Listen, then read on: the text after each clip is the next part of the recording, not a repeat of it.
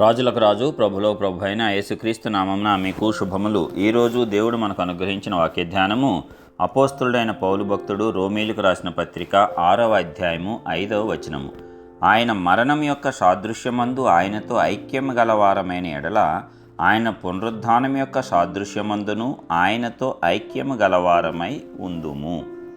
ప్రియులారా, ఈ వాక్య ధ్యానాన్ని మనం పరిశీలించినప్పుడు మనము క్రీస్తును అంగీకరించాము. క్రీస్తు మన కొరకు మరణమయ్యాడు, అంటే మన పాపముల నిమిత్తము ఆయన శిలువ మరణం నొందవలసి వచ్చింది. ఇది మనందరికీ తెలిసిన విషయమే.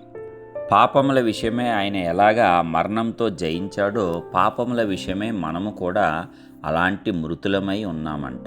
అంటే పాప క్రియలు మనము ఇక చేయకూడదు. చచ్చినవాడు ఏదైనా క్రియలు చేయగలడా? లేదు కదా.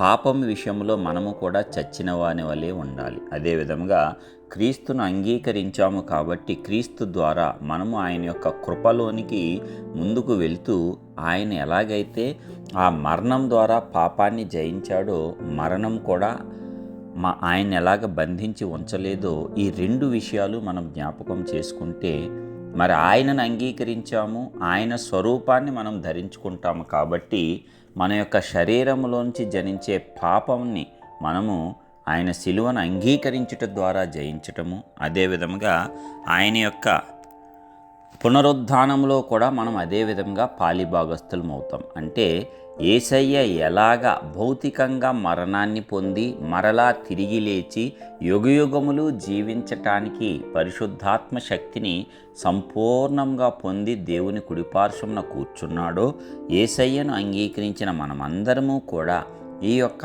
పాప శరీరములో ఉన్నటువంటి పాపాన్ని క్రీస్తు రక్తం ద్వారా జయించి ఆయన ఎలాగైతే లేచాడో మరణమైతే ఒకవేళ మనము అలాగే తిరిగి పునరుద్ధానంలో కూడా ఆయనతో లేస్తాము. ఇది మనకు ఉన్నటువంటి నిరీక్షణ.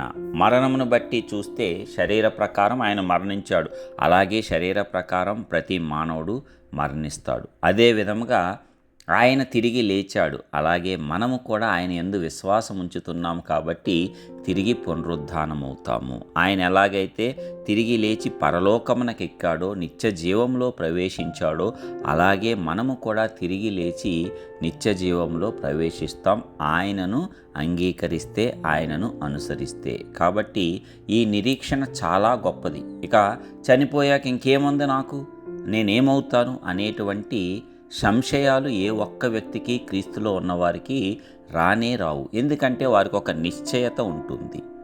ఓకే, ఈ యొక్క లోకంలో ఈ శరీరాన్ని విడిచిపెట్టవలసి వస్తుంది, కానీ నా ఆత్మ మహిమ శరీరంతో దేవుని సన్నిధానంలో ఉంటుంది. అంటే నేను మరణించిన తర్వాత పునరుద్ధానుడినవుతాను, తిరిగి లేస్తాను అనేటువంటి నిశ్చయత ప్రతి విశ్వాసికి క్రీస్తునందు ఉంది. ఎందుకంటే క్రీస్తు అది చేసి చూపించాడు. మాదిరికరమైనటువంటి జీవితాన్ని మన కళ్ళ ముందు ఆయన సాక్షాత్కరించాడు. కాబట్టి క్రీస్తును అనుసరించి నడుచుకోవటం అంటే అన్ని విషయాలలో అనుసరించి నడుచుకోవాల్సిందే. అప్పుడే ఆయన యొక్క అద్భుత శక్తిని, కృపను మనము సంపూర్ణంగా పొందుకున్న వారము.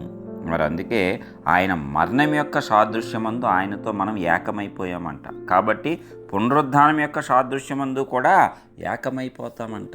కాబట్టి చచ్చిపోతే నేను ఎక్కడికి వెళ్తానో ఏంటో అనేటువంటి భయము నీకు అవసరము లేదు. కాబట్టి నీవు చనిపోయినా క్రీస్తునందు చనిపోతే తిరిగి లేస్తావు. క్రీస్తును లేపినటువంటి ఆ యొక్క తండ్రి దేవుడు పరిశుద్ధాత్మ శక్తి ద్వారా నిన్ను నన్ను కూడా లేవనెత్తి బలపరిచి స్థిరపరిచి నడిపిస్తాడు. కాబట్టి మనకు మరణం ఉంటే పునరుద్ధానము కూడా ఉంది. రెప్పపాటులో ఇక్కడ కన్ను మూస్తే పరలోకంలో కన్ను తెరిచేటువంటి గొప్ప భాగ్యాన్ని క్రీస్తునందు తండ్రి దేవుడు మనకు అనుగ్రహించడం జరిగింది. కాబట్టి ఈ ధన్యతను మనమందరము ఉపయోగించుకుందాం, ఈ అవకాశాన్ని ఉపయోగించుకుందాం. నిరాశ వద్దు.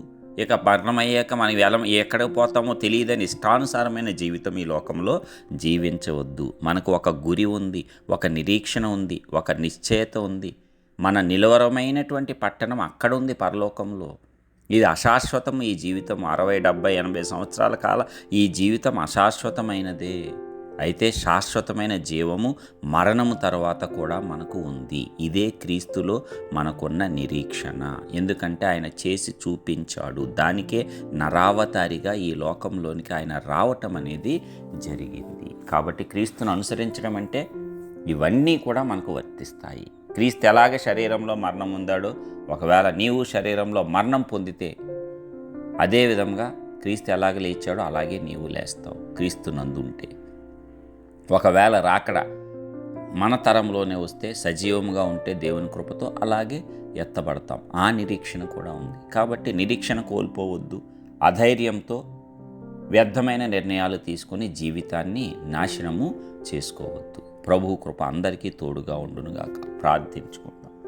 సర్వోన్నతుడా, సర్వశక్తిమంతుడా, ప్రియ పరలోకపు తండ్రి, మీ ఘనమైన శ్రేష్టమైన నామానికి వందనాలు చెల్లిస్తున్నాం. ఇప్పటివరకు అద్భుత ఆశ్చర్యకరమైనటువంటి రీతిలో కాచి కాపాడి రక్షించిన విధానం అంతటిని బట్టి వందనాలు. మరి ఒక నూతన దినమును మా జీవితాలలో అనుగ్రహించి ఉన్నారు. అదేవిధంగా అద్భుతమైనటువంటి నీ యొక్క వాక్కుతో కూడా మమ్మల్ని దర్శించి ఆదరించినందుకు వందనాలు. మరొక్కసారి మమ్మల్ని బలపరిచినందుకు వందనాలయ్య. అవును తండ్రి, నీ మరణంలో మేము పాలిభాగస్థులమైతే నీ పునరుద్ధానంలో కూడా మేము పాలిభాగస్థులమే. కాబట్టి నీలో ఉంటే సమస్తము నీతో పాటే మేము కూడా అన్నట్లుగా ప్రతి ఒక్క విశ్వాసి కూడా తెలుసుకొని దానిని గుర్తెరిగి, అయ్యో నా జీవితం ఏమిటో, చనిపోతే ఏమైపోతాము అనేటువంటి భయాలు, సంశయాలు ఏ ఒక్క విశ్వాసిలో కూడా రాకుండా, అపవాది కలిగించే భయాలకు వారు తలొగ్గకుండా, చెవినివ్వకుండా అద్భుతంగా నీలోని విశ్వాసంలో, నీలోని నిరీక్షణలో, నీలోని నమ్మకంలో అద్భుత రీతిగా ముందుకు సాగుతూ ఇదిగో ఈ వాక్యంను స్థిరపరచుకొని